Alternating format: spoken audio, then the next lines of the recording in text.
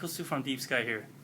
Today is Deep Sky's first video blog post, and I'm feeling a little bit sideways. Anyway, I want to talk a little bit about how entrepreneurs shouldn't really be caught up worrying about the accounting software that they're using, but rather look at their business as a whole and then designing the entire accounting system from the 30,000 foot view and then working their way down to each processes and finally picking and choosing the right tools and softwares that fit into the entire accounting system. So, without further ado, let's get started. So we'll get started with the accounts payable process, or what's most known as, paying the bills for the business. Now, paying the bills typically starts with getting the bills in the mail. Right? We get our mails every day of the week, and then from those mail, we typically gather various different bills from different vendors. Now, these bills can be for services that we bought, outside contractors, or goods that we bought, and these are bills, and no one likes them. But we have to deal with them, and we take these bills, and maybe once or twice a week, we enter it into the accounting system that we use, the accounting software, should I say, that we use, and we enter them in so we can keep record. And let's say you use QuickBooks, right? So QuickBooks is really a software, a piece of software that you utilize, or a tool, we would like to call it at Deep Sky, in your accounting process. Now, once you enter in QuickBooks, again, maybe once or twice a week, you actually generate checks, and then the CEO signs it, and you eventually mail those checks out to your vendors, paying them the bills that you owe, and be done with it. So that is what we call, in fancy accounting terms, the AP, or accounts payable process. Right? So a process is a series of steps that you go through to get something done in a business. Now, another more popular and definitely a very useful process is the sales, which is typically outside of accounting, but it's still a process, a sales process, and then the accounts receivable process, which is the process of,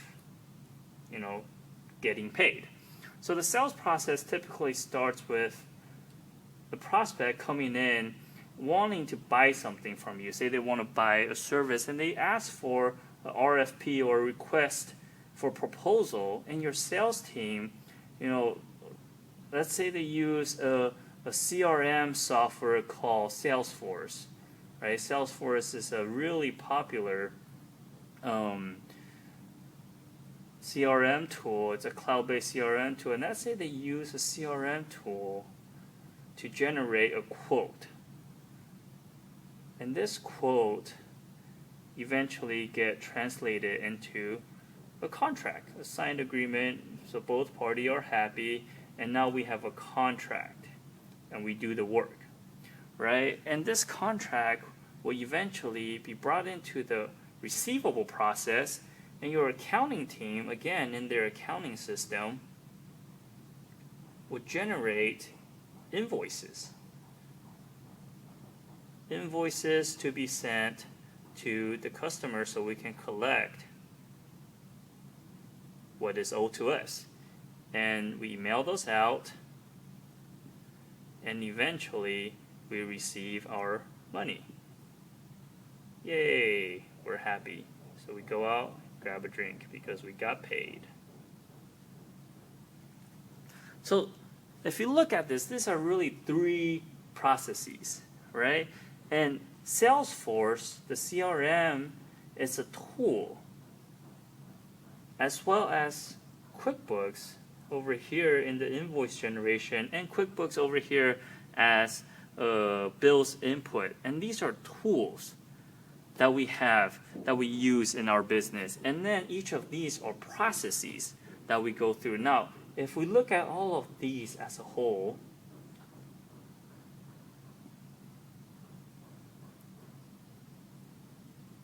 this whole thing is a system.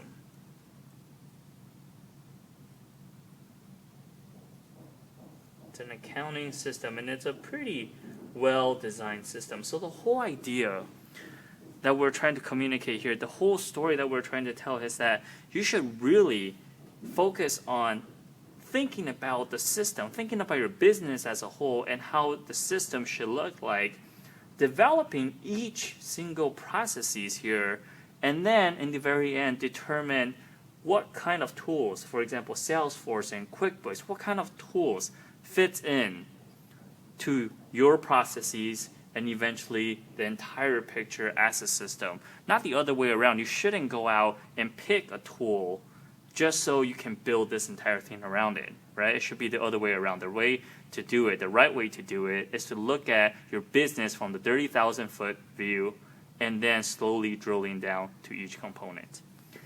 That concludes our first video blog post, and we certainly hope you learned a lot. And feel free to comment below. We'd like to hear from you if you have questions, comments, anything, and we'll see you next time. Thank you so much.